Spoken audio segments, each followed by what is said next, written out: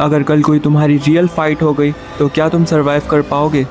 आज के टाइम पे लोग सेल्फ डिफेंस को सिर्फ बॉक्सिंग या एमएमए समझते हैं, बट रियलिटी दुनिया की कुछ सबसे डेंजरस मार्शल आर्ट्स हैं जो 2000 साल पुरानी हैं, और उनमें से कुछ टेक्निक्स इतनी ब्रूटल थी कि उन्हें वॉर में यूज़ किया जाता था। और सबसे शॉकिंग बात, इसमें से कई मार्शल आर्ट्स आज एग्जिस्ट भी नहीं करती और तुम उन्हें लर्न भी कर सकते हो। लेकिन प्रॉब्लम ये है कि मॉडर्न सोसाइटी ने तुम्हें वीक बना दिया है। फ़ोन स्क्रॉल करना, नेटफ्लिक्स देखना और अज्यूम करो कि मेरे साथ कुछ नहीं होगा, अनटिल एक दिन समथिंग डस हैपन। और नहीं भाई, एनीमे देख के अल्ट्रा इंस्टिंक्ट्स अनलॉक नहीं होता। आज हम एक्सप्लोर करेंगे 2000 साल पुराना हिडन मार्शल आर्ट्स जो सिर्फ फाइटिंग नहीं, माइंडसेट भी चेंज कर सकती है। और लास्ट वाली मार्शल आर्ट्स, उसे सीखने वाले को लिटरली ह्यूमन वेपन्स कहा जाता था। तो वीडियो को एंड तक देखना बिना स्किप करे। पार्ट 1, कालारिपायातु। सबसे पहले इंडिया। हाँ, इंडिया सिर्फ योगा और मेडिटेशन का देश नहीं था। यहाँ एक मार्शल आर्ट्स एग्जिस्ट करती थी जो हजारों साल पुरानी है। नाम है कालारिपायातु। इस मार्शल आर्ट्स को mothers of all martial arts भी कहा जाता है। इसे केरला के वॉरियर्स यूज करते थे वॉर में। Squad fighting, stick combat, pressure points, acrobatics, everything. और सबसे डेंजरस बात, इसमें बॉडी के मर्मा पॉइंट्स टारगेट किए जाते थे, ह्यूमन बॉडी के वीक स्पॉट्स। एक सही स्ट्राइक और अपोनेंट कोलैप्स। इमेजिन करो, तुम्हारा एनिमी तुमसे फिजिकली स्ट्रॉन्गर है, लेकिन तुम्हें पता है एग्जैक्टली कहाँ हिट करना है। Game over. इसलिए एशियंट वॉरियर्स स्ट्रेंथ से ज़्यादा रिसेप्शंस पे फोकस करते थे। और हॉनेस्टली आजकल के लड़कों का यही प्रॉब्लम है, बॉडी स्ट्रॉन्ग पर माइंड वीक, और उनका रिएक्शन भी स्लो है। ये तुम्हें डिसिप्लिन, फ्लेक्सिबिलिटी और अवेयरनेस सिखाता है, क्योंकि रियल फाइट सिर्फ मसल से नहीं जीती जाती, माइंडसेट से जीती जाती है। पार्ट 2, करव मागा। मैंने अपनी स्टार्टिंग के कुछ वीडियोस में इसके बारे में डिस्कस करा है। अब next martial art techniques Asian battlefield mentality से इवॉल्व हुई है। नाम है करव मागा। करव मागा ये फ्लैशी मार्शल आर्ट नहीं है। No spinning kicks, no movie style back flips, सिर्फ एक गोल, सर्वाइव। इसमें आइस पे अटैक करते हैं, गोराइन पे स्ट्राइक करते हैं, फास्ट फिनिश, और अपोनेंट बहुत जल्दी फिनिश हो जाता है।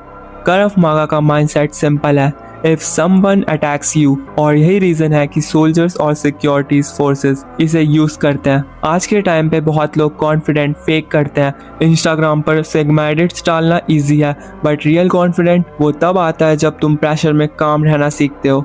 करव मागा तुम्हें एग्जैक्टली वही सिखाता है, फियर को कंट्रोल करना।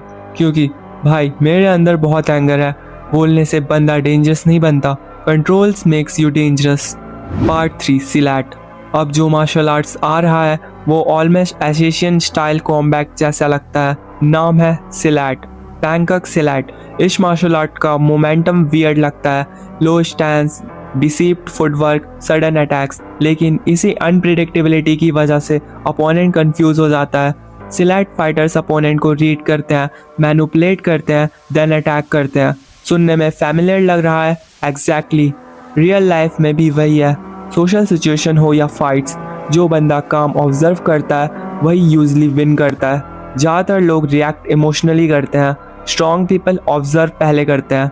और इसी माइंडसेट की वजह से एशियंट वॉरियर मेंटली टेरिफाइंग लगते थे, क्योंकि उनका बॉडी लैंग्वेज ही थ्रेड होता था। Part 4, Shaolin kung fu. अब टाइम है एक लेजेंडरी मार्शल आर्ट का, कुंफू, शाओलिन कुंफू।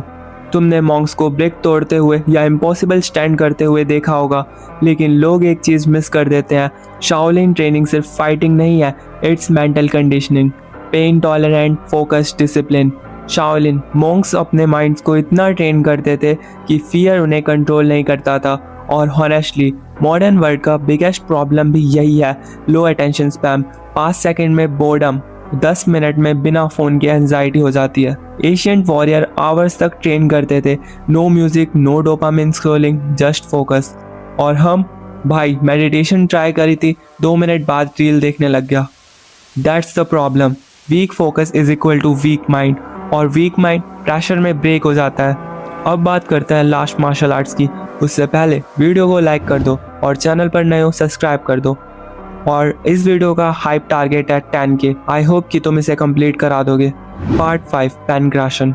अब फाइनल मार्शल आर्ट्स, और शायद सबसे ब्रूटल, पैनक्राशन। ये एशियन ग्रीक में यूज़ होता था, ओलंपिक्स में भी, और इसका rule set almost no rules. Punching, kicking, wrestling, chokes, सब अलग अलो था। Except biting and eye gouging. Basically ये है ancient MMA on steroids. Pankration fighters को ह्यूमन वेपन्स माना जाता था। और एक शॉकिंग फैक्ट, बहुत से मॉडर्न कॉम्बैट सिस्टम इनडायरेक्टली इन्हीं फिलॉसफी को फॉलो करते हैं, एडेप्टेबिलिटी। क्योंकि रियल फाइटिंग प्रिडिक्शन नहीं होती और लाइफ भी नहीं है।